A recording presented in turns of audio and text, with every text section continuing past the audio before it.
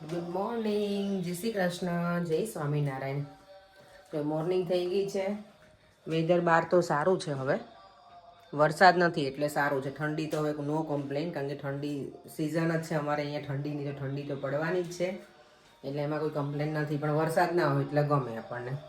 આજે છે ને મને ભીંડાનું શાક બનાવવું છે, ભરેલા ભીંડાનું. ભરેલું તો નહીં બનાવું, પણ કુકરમાં જે બનાવું છું ને, મારે ભાભી અને મારા નણંદ બંનેને એવું છે કે અમે લોકો તે દિવસે મારા ઘરે આવ્યા ને, અમે બંને ત્યારે મેં બનાવી નાખ્યું હતું. તો મને કે તે બતાવ્યું નહીં અમને, પણ મેં કીધું અમે લોકો લેટ હતા એટલે. તો કે અમને તું કહે કે કેવી રીતે બનાવ્યું છે તે. હું હવે લંડન જઈશ ને ત્યારે હું રેસીપી આખી મૂકી દઈશ, તમે લોકો જોઈ લેજો એમ. ને અહીંયા દેવમભાઈનો બ્રેકફાસ્ટ કરવા બેસી ગયા છે. બહાર જો અહીંયા આ રૂમમાં હીટર નથી ને, હીટિંગ એટલે થોડીક તકલીફ પડે છે અમને, પણ થઈ જશે. અમે લાવવાના છીએ હીટર નવું, એટલે વાંધો નહીં આવે. ચાલો તો અત્યારે છે ને ફટાફટ ભીંડાના શાકનું પ્રિપરેશન કરી દઉં, કારણ કે હવે લેટ કરીશ ને તો પછી મને સલૂન જવામાં બહુ લેટ થઈ જશે. અને દીવા માટે છે ને અત્યારે બર્ગર બની ગયું છે. ભીંડાનું શાક જો ભરેલું બનાવવા છે ને, મેં હળદર, ધાણા જીરું, કોથમીર લીધી છે, થોડો સિંગનો ભૂકો લીધો છે, મીઠું અને લાલ મરચું એટલે લસણવાળી ચટણી છે. અહીંયા મેં ભીંડો ધોઈને લૂછીને પછી છે ને એને વચ્ચે કટ કરી, અને મોટા ભીંડા હોય તો 2 ભાગ કરી દેવાના. અને આમાં ખાલી હું તેલ એડ કરીશ અને થોડો ગરમ મસાલો. જો બધો મસાલો મિક્સ કરી દીધો છે. મનીષાબેન અને કવિતા સ્પેશિયલી બંને જોઈ લેજો, મેં કેવી રીતે બનાવીને ફૂલ રેસીપી આપી દીધી છે.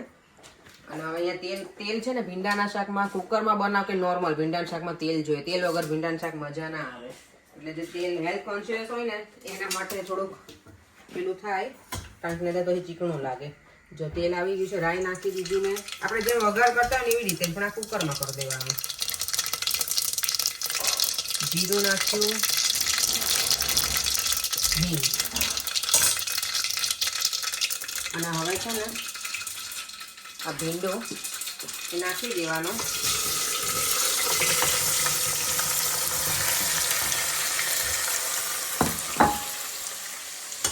હવે આને મિક્સ કરી દેવાનું. થોડી વાર એને તેલમાં આમ જ રહેવા દેવાનું ભીંડાને. પછી આ બધો મસાલો મિક્સ કરી પાણી આમાં નાખવાનું જ ન હોય, કારણ કે ભીંડાના શાકમાં તો પાણી હોય જ નહીં. એટલે આને બરાબર મિક્સ કરી અને પછી મસાલો નાખી અને થોડી વાર એમને ધીમા ગેસે રહેવા દેવાનું. પછી કુકરનું લીડ બંધ કરી દેવાનું. કુકરનું લીડ બંધ કરી અને 1 સીટી હું વગાડવા દઉં છું. અને ઘણી વખત તમે એક આમ સીટી વાગે ને પહેલાં બંધ કરી દો ને તો પણ બની જાય, પણ હું 1 સીટી વગાડીશ ખાલી, એટલે ભીંડાનું શાક ડન. ભીંડાનું શાક થઈ તો જશે, સીટી બોલાવી દઈશ, પણ હું પછી બતાવવા માટે ઘરે છું નહીં, તો ઘરે આવીને પછી તમને બતાવીશ કે કેવું બન્યું છે. બને મસ્ત જ, બધાને બહુ ગમ્યું હતું. ઇન્ડિયા ગઈ હતી ને ત્યારે મારા સાસુ, મારા નણંદ બધા કે બહુ મસ્ત બનાવ્યું છે કે મેં આટલો બધો ટાઈમ મને હોય નહીં. અહીંયા તો આપણે સવારમાં ભાગતા બધું કામ કરવાનું હોય, એટલે તો આવી રીતે ઝટપટ બની જાય ફટાફટ. જો સરસ બધું મિક્સ કરી અને કુકરનું લીડ મેં બંધ કરી દીધું છે. અત્યારે જો એકદમ ક્લીન સ્કાય છે ને, આજે તો સુરત દાદા બહાર આવ્યા છે. સરસ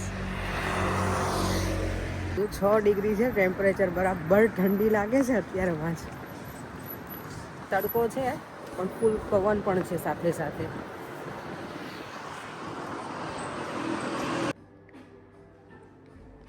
પ્લાન્ટ કેટલા મસ્ત થઈ ગયા છે ને. અમે છે ને લાસ્ટ વીકમાં આ પ્લાન્ટનું છે ને માટી ચેન્જ કરી હતી, અને જો આવા થઈ ગયા છે પ્લાન્ટ. આખું નમી ગયું છે. હવે ખબર નહીં શું કરવું. આનો એટલો જીવ બળી ગયો ને, એકદમ મસ્ત હતું, પણ બધું ચેન્જ કરીને એમાં બધા નમી ગયા છે પાન. હવે આનું શું કરાય? અત્યારે જો 4:30 વાગ્યા છે અને બહાર જો અંધારું તો જો કંઈ દેખાતું જ નથી, એટલું અંધારું થઈ ગયું છે. દિવસ સાવ આથમી ગયો છે. જો અહીંયા એકદમ થોડુંક છે હજી સ્કાય. અહીંયા બહાર તો લાગે છે, જો અંદરથી તો એકદમ એવું જ લાગે કે અંધારું જ થઈ ગયું છે સાવ. અને ઘણી જગ્યાએ તો છે ને ક્રિસમસની લાઇટિંગ ને બધું થઈ ગયું છે અહીંયા અમારે. જો આખું શોપિંગ સેન્ટરમાં બધી જગ્યાએ. આ જો મની પ્લાન્ટ છે ને પાણીમાં રાખેલો છે ને, આ રૂટ્સ એટલા બધા આવી ગયા છે ને આમાં. મની પ્લાન્ટ ને બધું જોડે છે. અને આ બીજો પ્લાન્ટ છે મારા ઘરે. જો સ્નેક પ્લાન્ટ છે ને એ તો હજી એક જ પાન છે ને, આમાં જો કેવું સરસ લાગે છે. અહીંયા એટલા બધા અલગ અલગ પ્લાન્ટ્સ છે ને, અમુક તો મને નામે નહીં ખબર. આને એવું કે રબર પ્લાન્ટ. આ અને આ બંને એકદમ નેચર લવર હોય ને એવું લાગે, મસ્ત છે. ગ્રીન ગ્રીન આખું સલૂનમાં અહીંયા અમારે. ડિનર બનીને રેડી થઈ ગયું છે એકદમ સરસ. મને જો ભીંડાનું શાક બનાવી દઉં કુકરમાં. ભીંડાનું શાક દેવા મેં તો જમી લીધું છે. દેવ કેવું બન્યું બેટા કે? સરસ હતું ને. અને અમારે પાણીપુરી તો ખાવાની જ છે, કાલે અમે બનાવી હતી એટલે. શું મેનુ આપું? આપી દઉં ચાલો. શું ઓર્ડર કરશું? એક કામ કરો, ભીંડાનું શાક લાવો, રોટલી લાવો. એ જ મળશે તમને આજે.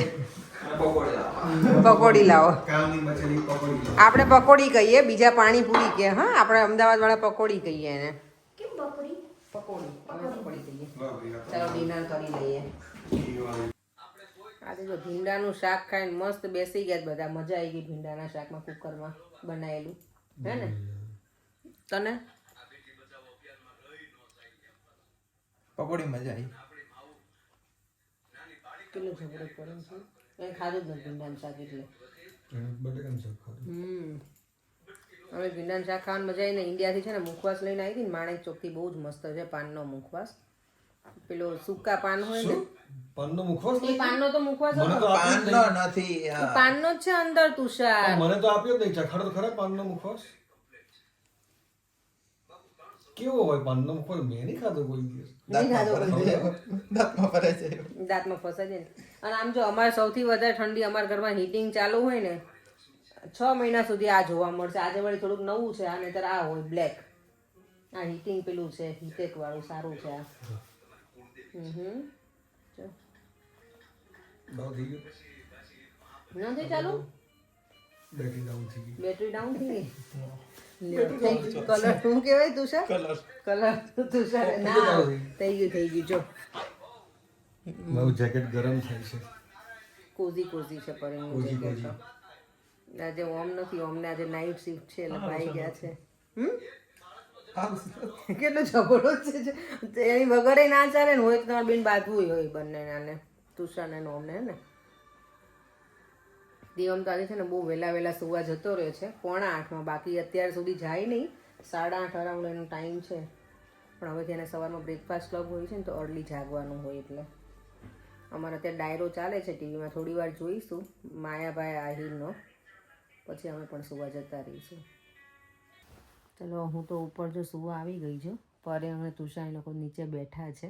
અને આજના વિડીયોમાં કોમેન્ટ હતી કે તમારી પાણીપુરીની રેસીપી આપો, લસણની ચટણીની રેસીપી આપો. તો એ તો મેં બહુ બધી વખત આપી દીધી છે લસણની ચટણીની. અને આઈ થિંક આજના વિડીયોમાં મેં આપેલી તો છે જ ફૂલ રેસીપી. તમે પૂરો વિડીયો જોજો તો કદાચ તમને અંદરથી મેં, કારણ કે એડિટિંગ મેં નથી કર્યું આજે,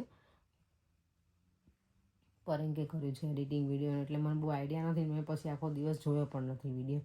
ઘણી વખત કેવું હું અમારો વિડીયો હું જોતી હોઉં છું. પહેલાંના વિડીયો તો હું બહુ જોઉં. પહેલાંના વિડીયો એમાંય તે હું ઇન્ડિયા ગઈ હોય ને એ વિડીયો તો મને હજી એવું થાય કે હું જોયા જ રાખું. એ ઇન્ડિયાના વિડીયોમાં તે વધારે વિડીયો હું કયા જોઉં ખબર છે? હું અહીંયાથી ગઈ હોય ને જે દિવસે પહોંચી હોય ને બધાને મળી હોય ને એ વિડીયો હું જોઉં. અને જ્યારે ત્યાંથી આવી હોય ને રિટર્ન એ વિડીયો, એ ખબર નહીં, એ મને બહુ જોવા ગમે. એ હું જોતી હોઉં હજી તે હાલની તારીખમાં. એ વિડીયો ઘણી વખત હું સ્ટાર્ટ કરી દઉં તો આખો વિડીયો જો. અને અમે લોકો 2022માં જે ગયા હતા ને ઇન્ડિયા, એ વિડીયો અમે મૂક્યો તો ત્યારે અહીંયાથી ઇન્ડિયાને અમે 8 વર્ષ પછી ઇન્ડિયાની વિઝિટ કરી હતી. એ વિડીયો તો મને બહુ જ જોવો ગમે. કારણ કે 8 વર્ષ પછી અમે બધાને મળવાના હોઈએ તો બધા કેટલી વેઇટ કરીને બેઠા હોય. એ વિડીયો તો હજી મને જોવાની મજા આવે છે. ચાલો હવે અત્યારે તો હું વહેલા અહીંયા આવી ગઈ છું બેડરૂમમાં. દેવામાં સૂઈ ગયો છે. પરેંગને લોકો નીચે છે ને વાતો કરતા હતા એટલે હું ઉપર આવતી રહી. એ મને જોવા નહોતા દેતા મોબાઈલ, એટલે હું ઉપર આવી થોડી વાર મોબાઈલ જોયો. હવે સૂઈ જઈએ. હવે ફરીથી મળીશું કાલે નવા વિડીયો સાથે. Bye bye. જય શ્રી કૃષ્ણ, જય સ્વામિનારાયણ.